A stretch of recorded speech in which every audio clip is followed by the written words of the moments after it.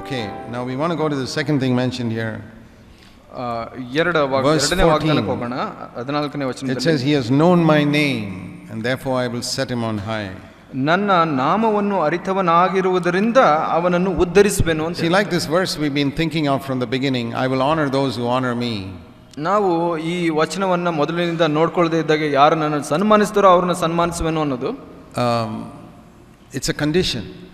ಅದು ಒಂದು ಕಾಯ್ದೆಯಾಗಿದೆ. If you don't honor him, he doesn't honor you. ನೀವು ಆತನಿಗೆ ಗೌರವ ಕೊಡಲಿಲ್ಲ ಅಂದ್ರೆ ನಿಮಗೆ ಸನ್ಮಾನಿಸೋದಿಲ್ಲ ಆತನ. What does it mean to know his name? ಆತನ ನಾಮವನ್ನು ಅರಿಯುವುದು ಅಂದ್ರೆ ಏನು? We all pray in the name of Jesus. ನಾವು ಎಲ್ಲರೂ ಯೇಸುವಿನ ಹೆಸರಿನಲ್ಲಿ ಪ್ರಾರ್ಥಿಸುವುದನ್ನು You need to understand what it means to pray in that name. ನಿಮಗೆ ಗೊತ್ತಿರಬೇಕು ಹಾಗಂದ್ರೆ ಏನು ಅಂತ. Let me turn you to Matthew chapter 1. ಮತ್ತಾಯ ಮೊದಲನೇ ಅಧ್ಯಾಯಕ್ಕೆ ಹೋಗೋಣ. That's the first time we read about the name Jesus being spoken to somebody. ಇಲ್ಲಿ ಮೊದಲನೇದಾಗಿ ನೋಡ್ತೇವೆ ದೇವರ ವಾಕ್ಯದಲ್ಲಿ ಯೇಸುವಿನ ಹೆಸರನ್ನ ಬೇರೆಯವರಿಗೆ ತಿಳಿಸೋದನ್ನ. Nobody had ever heard the name Jesus before on the earth. ಅದರ ಮೊದಲು ಯಾರು ಯೇಸು ಅನ್ನೋ ಹೆಸರನ್ನ ಕೇಳಿದವರಾಗಿರಲಿಲ್ಲ. But now this name is being used by the angel. ಇದು ಮೊದಲನೇ ಸಲ ಇಲ್ಲಿ ನೋಡ್ತೇವೆ ಒಬ್ಬ ದೂತನಿಂದ ಉಪಯೋಗಿಸಲ್ಪಡುತ್ತೆ. Verse 21 of Matthew 1. ವಚನ. The angel comes to Joseph and says, you shall call his name Jesus. ಯೋಸೇಫನ ಹತ್ರ ಒಬ್ಬ ದೇವದೂತನ ಬಂದು ಅವನ ಹೆಸರನ್ನ ನೀನು ಯೇಸು ಎಂದು ಕರೆಯಬೇಕು ಅಂತ ಹೇಳಿ. Long before that, ಅದರ ಬಹಳ ಮೊದಲು, many months before that, ಬಹಳ ತಿಂಗಳುಗಳ ಮೊದಲು, the same angel had gone to Mary. ಅದೇ ದೇವದೂತನು ಮೇರಿಯ ಬಳಿಗೆ ಹೋಗಿರ್ತಾನೆ and told her that she's going to have a child. ಆಕೆಗೆ ಹೇಳಿರ್ತಾನೆ ನಿನಗೆ ಒಂದು ಮಗು ಆಗುತ್ತೆ ಅಂತ. You read about that in Luke chapter 1. ಲೂಕ 1ರಲ್ಲಿ ಅದನ್ನ ನೋಡ್ಕೊಳ್ಬಹುದು. But he never told Mary what to call that child. ಅಲ್ಲಿ ಮೇರಿಗೆ ತಿಳಿಸಲ್ಪಡಲಿಲ್ಲ ಆತನ ಹೆಸರು ಏನು ಇಡಬೇಕು ಅಂತ. He just said the Son of God is going to be born through you. ನೀನು ದೇವರ ಮಗನು ನಿನ್ನ ಮುಖಾಂತರ ಜನ್ಮಿಸಲಿದ್ದಾನೆ ಅಂತ ಹೇಳ್ತಾರೆ. Some months later, ಕೆಲವು ತಿಂಗಳು ಕಳೆದ ನಂತರ, when Joseph discovered that Mary was pregnant, ಕೆಲವು ತಿಂಗಳ ನಂತರ ಯೋಸೇಫನಿಗೆ ತಿಳಿಯುತ್ತೆ ಆಕೆ ಗರ್ಭಿಣಿಯಾಗಿದ್ದಾಳೆ ಅಂತ. then the angel comes to Joseph ನಂತರ ದೂತನು ಯೋಸೇಫನ ಬಳಿಗೆ ಬರ್ತಾನೆ. you must call his name Jesus. ನೀನು ಆತನ ಹೆಸರನ್ನ ಯೇಸು ಅಂತ ಕರಿಬೇಕು ಅಂತ ಹೇಳ್ತಾರೆ. That's the first time anybody used that name on this earth. ಈ ಭೂಮಿಯ ಮೇಲೆ ಮೊದಲನೇ ಸಲ ಒಬ್ಬ ಈ ಹೆಸರನ್ನ ಉಪಯೋಗಿಸಿದ್ದು ಇದೆ. in relation to the Savior. ಈ ರಕ್ಷಕನ ಸಂಬಂಧವಾಗಿ. And that was in Matthew 1:21. ಅದು ಎಲ್ಲಿದೆ ಅಂದ್ರೆ ಮತ್ತಾಯ 1:21ರಲ್ಲಿದೆ. And then he explains the meaning of that name. ನಂತರ ಆ ಹೆಸರಿನ ಅರ್ಥವನ್ನು ವಿವರಿಸ್ತಾನೆ. So what did we read in Psalm 91? ನಾವು ಏನು ನೋಡಿದ್ವಿ ಕೀರ್ತನೆ 91ರಲ್ಲಿ? Because he has known my name, I will set him on high. ಆತನು ನನ್ನ ನಾಮವನ್ನು ಅರಿತವನಾದ್ದರಿಂದ ಆತನನ್ನು ಉದ್ಧರಿಸುವೆನು. When we know what that name means, ಅದರ ಅರ್ಥ, ಅದರ ಹೆಸರು ಏನು ಅಂತ ನಾವು ಇವಾಗ ಗೊತ್ತಿದೆ. we see there what God wants to do for us. ನಾವು ದೇವರು ಏನು ಮಾಡಲಿಕ್ಕೆ ಬಯಸ್ತಾರೆ ಅನ್ನೋದನ್ನ ನೋಡ್ತೀವಿ. What is that? ಏನದು? His name means he shall save his people from their sins. ಅದರ ಅರ್ಥ ಏನಂದ್ರೆ ಆತನೇ ತನ್ನ ಜನರನ್ನು ಅವರ ಪಾಪಗಳಿಂದ ಬಿಡಿಸಿ ಕಾಯುವನು. So it's not forgive their sins. ಇದು ಪಾಪ ಕ್ಷಮಾಪಣೆ ಅಲ್ಲ. There's a difference between forgiveness and salvation. ರಕ್ಷಣೆ ಮತ್ತು ಪಾಪ ನಿವಾರಣೆಗೆ ವ್ಯತ್ಯಾಸವಿದೆ. You know that in your life.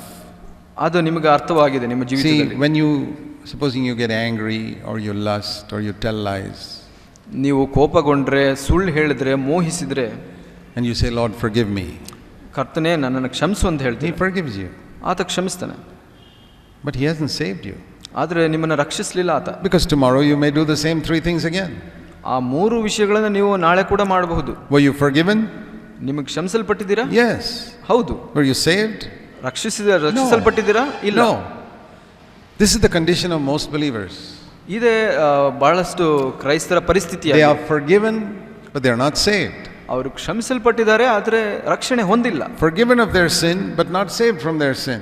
ಅವರ ಪಾಪದಿಂದ ಕ್ಷಮಿಸಲ್ಪಟ್ಟಿದ್ದಾರೆ ಆದರೆ ರಕ್ಷಣೆ ಹೊಂದಿಲ್ಲ. We must know what the name Jesus means. ನಮಗೆ ಗೊತ್ತಿರಬೇಕು ಯೇಸು ಅಂದರೆ ಎಂಬ ಪದದ ಅರ್ಥ ಏನು ಅಂತ. If it means only he will forgive their sins, ಅದರ ಅರ್ಥ ಏನು? ಬರೀ ಪಾಪ ನಿವಾರಣೆ ಅಂದ್ರೆ then of course we cannot expect anything more. ನಾವು ಅದಕ್ಕಿಂತ ಹೆಚ್ಚಾಗಿ ಏನು ಬಯಸೋಕ್ಕಾಗೋದಿಲ್ಲ. But now listen.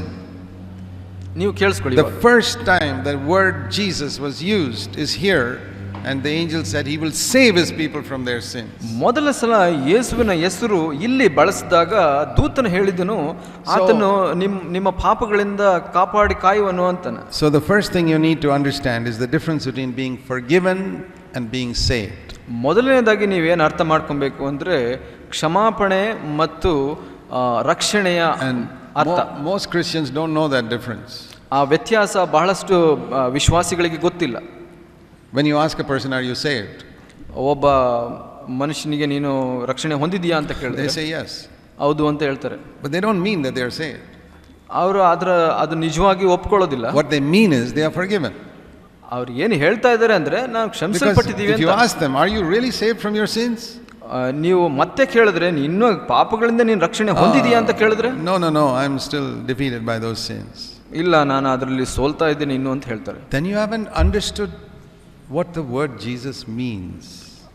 ಅದು ಏನಂದ್ರೆ ನಿಮಗೆ ಯೇಸು ಎಂಬ ಪದದ ಅರ್ಥ ಇನ್ನೂ ಗೊತ್ತಿಲ್ಲ. You have misunderstood. ನೀವು ತಪ್ಪಾಗಿ ಅರ್ಥ ಮಾಡ್ಕೊಂಡಿದ್ದೀರಾ. It's not he will forgive his sin, he will save. ಅದು ಆತ ನಿನ್ನನ್ನು ಕ್ಷಮಿಸ್ತಾರೆ ಅಂತ ಅಲ್ಲ, ಆತ ನಿಮ್ಮನ್ನು ರಕ್ಷಿಸ್ತಾನೆ ಅಂತ. And that is probably the condition of many of us sitting here. ನಮ್ಮಲ್ಲಿ ಬಹಳಷ್ಟು ಜನರು ಕುಳಿತವರಲ್ಲಿ ಅದೇ ಪರಿಸ್ಥಿತಿ ಇರಬಹುದು. When you hear a message like this, you should be really excited. ನೀವು ಈ ತರ ಒಂದು ಸಂದೇಶವನ್ನು ಕೇಳಿದಾಗ ಬಹಳ ಸಂತೋಷವಾಗಬೇಕು. Supposing you've gone and committed a murder. ನೀವು ಹೋಗಿ ಒಂದು ಕೊಲೆ ಮಾಡಿಬಿಟ್ಟಿರ್ತೀರಾ ಅಂತ ಅನ್ಕೊಳ್ಳಿ. You're locked up in jail for life. ನೀವು ಜೀವನಾವಧಿ ಕಾಲಕ್ಕೆ ಜೈಲಿನಲ್ಲಿ ಹಾಕಲ್ಪಟ್ಟಿದ್ದೀರಾ. And the relatives of the people who you murdered, ನೀವು ಸಾಯಿಸಿದ ಮನುಷ್ಯನ ನೆಂಟರಿಷ್ಟರು they come to the jail and say, okay, we forgive you. ನಿಮ್ಮ ಜೈಲಿಗೆ ಬಂದು ನಿಮ್ಮನ್ನು ಕ್ಷಮಿಸಿದೀವಿ ಅಂತ ಹೇಳ್ತಾರೆ. We are happy. ಅವರು ಸಂತೋಷವಾಗಿ. You're happy. ನಿಮಗೂ ಸಂತೋಷ ಆಯ್ತು. Because they have forgiven you. ಯಾಕೆಂದ್ರೆ ಅವರು ನಿಮ್ಮನ್ನು ಕ್ಷಮಿಸಿದ್ದಾರೆ ಅಂತ. Are you saved from the prison? ನೀವು ಜೈಲಿನಿಂದ ರಕ್ಷಣೆ ಹೊಂದಿದ್ದೀರಾ? No, you're still in the prison. ಆದ್ರೆ ನೀವು ಇನ್ನು ಜೈಲಿನಲ್ಲಿ ಇದ್ದೀರಾ. But if the judge says you can go free, ಆದ್ರೆ ನ್ಯಾಯವಾದಿ ಬಂದ್ಬಿಟ್ಟು ನೀವು ಇಲ್ಲಿಂದ ಹೋಗಬಹುದು ಅಂತ ಹೇಳಿದ್ರೆ then you're a free man. ನಂತರ ನೀವು ಸ್ವತಂತ್ರ ಮನುಷ್ಯನಾಗ್ತೀರಾ. Now the condition of many believers is this. ಇಂದಿನ ಹೆಚ್ಚಿನ ಅಂಶ ವಿಶ್ವಾಸಿಗಳ ಪರಿಸ್ಥಿತಿ ಇದಾಗಿದೆ. Forgiven but they are in a prison. ಅವರು ಕ್ಷಮಿಸಲ್ಪಟ್ಟಿದ್ದಾರೆ, ಆದ್ರೆ ಒಂದು ಜೈಲಿನಲ್ಲಿ ಇದ್ದಾರೆ. ಅವರು prison of some sin. ಒಂದು ಪಾಪದವೆಂಬ ಜೈಲಿನಲ್ಲಿ. And the reason is they have not heard the truth. ಯಾಕೆ ಅಂದ್ರೆ ಅದಕ್ಕೆ ಕಾರಣ ಅವರಿಗೆ ಸತ್ಯ ಗೊತ್ತಾಗಿಲ್ಲ. Jesus said you will know the truth and the truth will set you free. ಯೇಸು ಹೇಳಿದನು ನಿಮಗೆ ಸತ್ಯ ತಿಳಿಸಲ್ಪಡುತ್ತೆ, ಅದರಿಂದ ಬಿಡುಗಡೆ ಹೊಂದುತ್ತೀರಾ ಅಂತ. The word gospel means good news. ಸುವಾರ್ತೆ ಎಂದರೆ ಒಳ್ಳೆಯ ಸಂದೇಶ ಅಂತ ಅರ್ಥ. Now is it good news just to know that you're forgiven but you'll always be defeated all your life? ಇದು ನಿಜವಾಗ್ಲೂ ಸುವಾರ್ತೆಯ? ನಿಮಗೆ ಕ್ಷಮಿಸಲ್ಪಟ್ಟಿರ್ತೀರಾ, ಆದರೆ ಅದರಲ್ಲೇ ಯಾವಾಗಲೂ ಸೋಲ್ತಾ ಇರ್ತೀರಾ ಅನ್ನೋದು? I'd say to me that's about 10% good news. ನನಗೆ ಹೇಳೋದಾದ್ರೆ ಅದು ಒಂದು 10% ಮಾತ್ರ ಸುವಾರ್ತೆ. But many people are happy with that. ಆದರೆ ಬಹಳಷ್ಟು ವಿಶ್ವಾಸಿಗಳಿಗೆ ಸಂತೋಷವಾಗಿದ್ದಾರೆ. ಅದರಲ್ಲಿ few people are not happy. ಅದರಲ್ಲಿ ಕೆಲವೇ ಜನರು ಸಂತೋಷವಾಗಿಲ್ಲ. ಅದರ ಬಗ್ಗೆ Lord, there must be more than that. ಕರ್ತನೆ, ಅದರಲ್ಲಿ ಅದಕ್ಕಿಂತ ಹೆಚ್ಚಿನದು ಯಾವುದೋ ಇರಬಹುದು ಅಂತ ಹೇಳ್ತೀರಾ? You forgave me in order to leave me in this wretched condition? ಕರ್ತನೆ, ನನ್ನನ್ನು ಕ್ಷಮಿಸಿಬಿಟ್ಟು ಇದೇ ಪರಿಸ್ಥಿತಿಯಲ್ಲಿ ಬಿಡ್ಲಿಕ್ಕೋಸ್ಕರ ರಕ್ಷಿಸಿದ? No. ಇಲ್ಲ. You must know the truth. ಅದರ ಸತ್ಯ ಗೊತ್ತಾಗಬೇಕು. The gospel is ಸುವಾರ್ತೆ ಅಂದ್ರೆ he'll save you from your sins. ನಿಮ್ಮನ್ನು ಪಾಪದಿಂದ ಬಿಡಿಸ್ತಾನೆ ಅವನು. Okay, so that's the first thing I want you to know, the difference between being forgiven and being saved. ಇದು ಮೊದಲನೇದಾಗಿ ಪಾಪ ಕ್ಷಮಾಪಣೆ ಮತ್ತು ರಕ್ಷಣೆ ಬಗ್ಗೆ ವ್ಯತ್ಯಾಸ ತಿಳ್ಕೊಳ್ಬೇಕು.